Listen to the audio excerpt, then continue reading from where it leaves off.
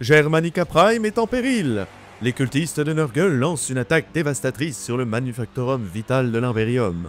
Les forces de défense sont en infériorité numérique et l'espoir s'amenuise.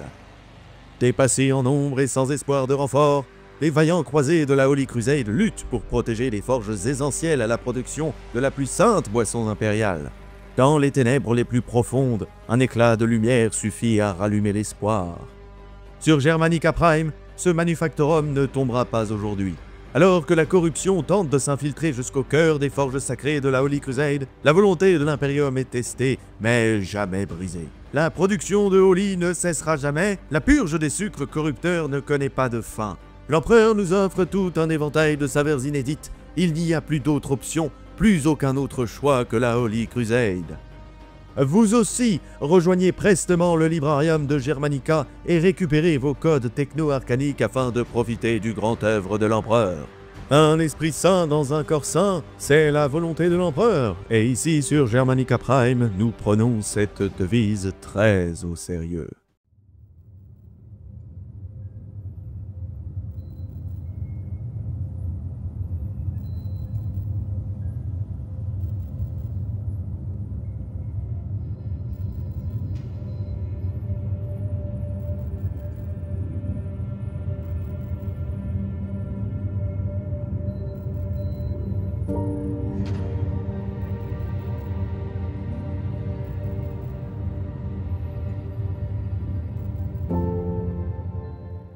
Peu de vaisseaux de l'Imperium peuvent rivaliser avec la terrifiante majesté de l'Eternal Crusader.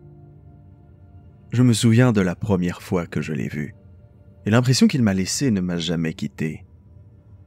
Si certains navires dérivaient parmi les étoiles avec la grâce d'un navire des mers antiques de Terra, l'Eternal Crusader, lui, m'apparut comme une lance divine projetée dans le vide par la main même de Rogaldorn. Vaisseau amiral des Black Templars, il incarne une puissance indomptable et une détermination gravée dans l'acier et l'adamantium. Imaginez, cette immense forteresse monastère, noire comme la nuit sans étoiles, se dressait telle une cathédrale d'ébène flottant dans les profondeurs du cosmos. Je me rappelle avoir levé les yeux vers ces flèches gothiques, pareilles aux épines d'une bête chimérique qui semblait défier les cieux eux-mêmes.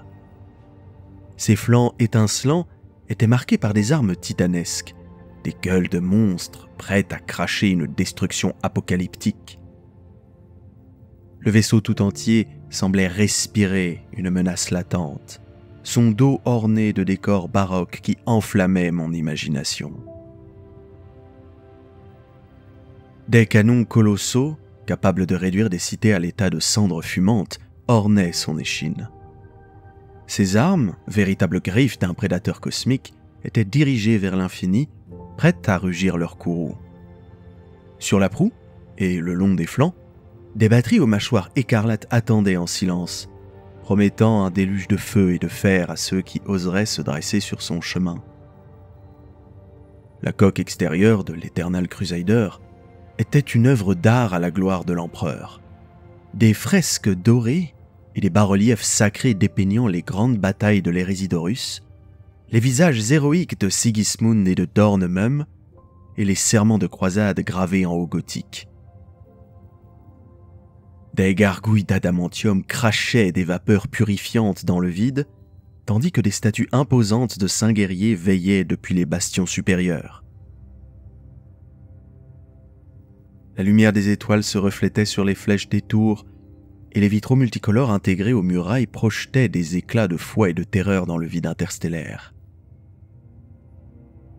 Je l'ai observé de loin, inspiré à la fois de crainte et de révérence. Il n'était pas simplement un vaisseau parmi tant d'autres, il imposait sa présence, un géant silencieux, mais chargé de puissance et de symbolisme. De loin, je pouvais presque entendre les hymnes qui résonnaient dans ces couloirs, ou percevoir les serments murmurés par les Black Templars qui en faisaient leur foyer spirituel et martial. À l'intérieur de cette arche titanesque, un millier de guerriers d'élite poursuivaient leur quête incessante. Certains affinaient leur art de la guerre dans des salles d'entraînement à l'atmosphère chargée de ferveur. D'autres, plongés dans de profondes méditations, priaient l'empereur et gravaient ses paroles dans leur âme comme dans l'acier de leur armure. Chaque couloir, chaque pont résonnait de cantiques solennels et de serments murmurés, témoignage d'une foi indomptable. Enfin, ce ne sont que des rêves, mon imagination peut-être. Je n'ai aucune idée en réalité de ce qui se passe dans les sombres couloirs de l'Eternal Crusader. Cette barge de bataille, ce Gloriana, n'est pas qu'un simple vaisseau. C'est un temple de la guerre, un sanctuaire volant voué à la croisade perpétuelle des Black Templars. Sa présence dans les cieux était une proclamation de jugement, une promesse de justice à l'échelle galactique. Il était l'éclat sombre de l'Imperium, le reflet d'un édifice éternellement dévoué à la gloire de notre empereur.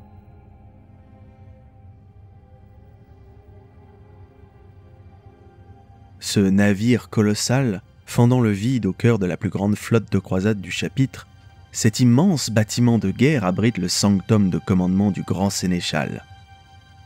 Il abrite également le temple de Dorn où reposent les reliques les plus précieuses du chapitre. Des fragments de l'armure de Rogaldorn, l'épée noire de Sigismund, la bannière portée par le capitaine Navarre lors de la dernière bataille de l'âge de l'apostasie, le casque du castellan Adamus qui terrassa le tétragorgon de Tolosk, tous ces vénérables trésors lévitent dans des champs de suspension parmi le marbre noir du sanctuaire, en attendant l'heure où ils seraient de nouveau brandis avec fureur. En tout cas, c'est ainsi que je me l'imagine. J'imagine aussi qu'au cœur de ce vaisseau se trouve la chambre de la première proclamation, plus souvent connue comme la salle de Sigismund. Les légendes racontent que c'est là que le premier haut sénéchal des Black Templars s'était tenu avec les frères qui allaient devenir les premiers seigneurs du chapitre, en regardant le champ de bataille connu sous le nom de la cage de fer. Là, ils jurèrent que la grande croisade continuerait peu importe quelles étaient les blessures de l'Imperium. Les autres légions étaient libres de protéger le domaine de l'humanité sans avoir à rougir de leurs décisions. Mais Sigismund revêtit la nouvelle armure pour les batailles à venir et décréta qu'il continuerait de porter le message de l'empereur dans le vide.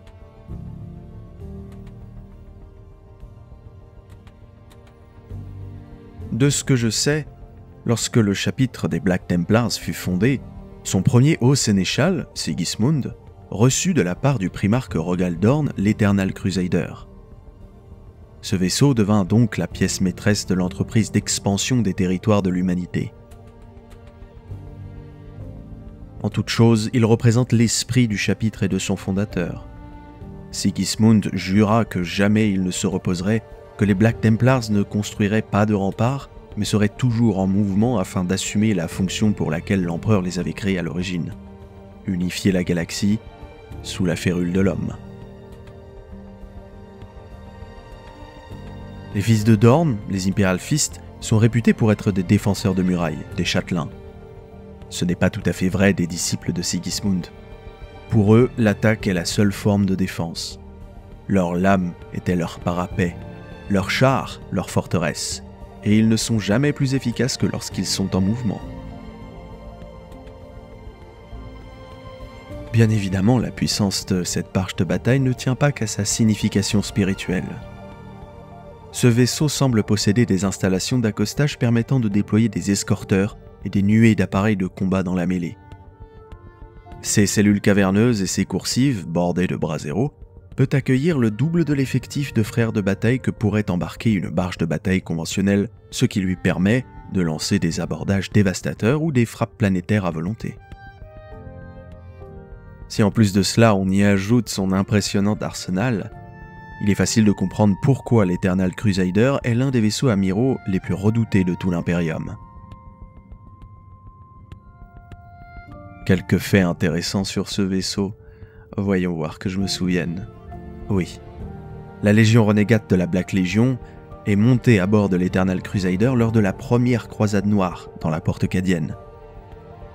Les traîtres ont failli capturer le navire, mais furent forcés de se replier après que l'héritier de l'architraître, Abaddon le Fléau, fut évacué en urgence, grièvement blessé par Sigismund lors d'un duel légendaire qui vit la mort du premier haut sénéchal de la main du Fléau. Gravement endommagé, l'Eternal Crusader fut obligé de se retirer avec le reste de la flotte des Black Templars. Quoi d'autre? Ah oui.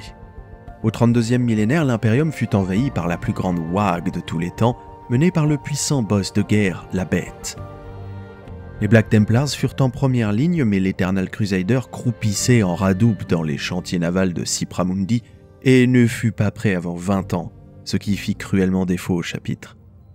La première croisade noire avait malheureusement prélevé un tribut bien plus lourd qu'estimé à l'origine.